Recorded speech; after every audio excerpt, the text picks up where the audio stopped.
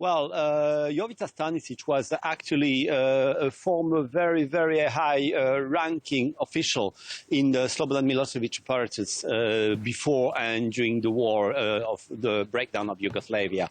He was the chief of the state security, namely the secret services. And for this, he was in close contact with Milosevic, in charge of organizing the paramilitary groups. So he was the man, together with his deputy, Franko Simatovic, who is the second being accused and who will be tried and possibly convicted today, of arming, organizing, financing all these paramilitary groups that were key at the beginning of the war in Croatia by raising the population against the Croatian police. In eastern Bosnia, these were these very groups who were accused of this mass killing and ethnic cleansing of eastern Bosnia, with so many Muslim Bosniaks being forcibly expelled or killed in their towns and villages. Although they were in contact with the secret services of the enemy, and in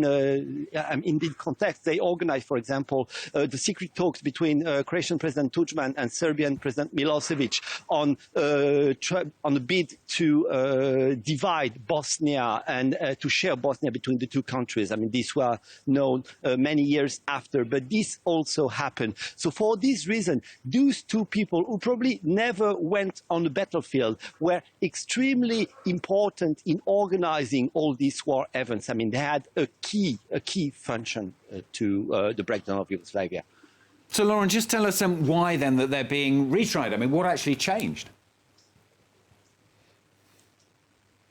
Well, actually, they were in close contact with Milosevic till the end of the 90s. And at that time, for some obscure reason, Milosevic went angry at those two and they were fired. And at this time, Franko Simatovic and Jovica Stanisic started to work with the American CIA. So it's not very well known in which extent they had this cooperation. But when in 2013, those two were released, this was only after a secret letter from the CIA was sent to the UN tribunal. Of course, no one knows what was written in this letter, but immediately after, American Judge Theodore Meron decided that those two should not be convicted. But in a very spectacular decision, 2 years later, the tribunal overturned this, their decision, their judgment. And this is why those two were rejudged. And all the the proof, the evidence that was dismissed as the first trial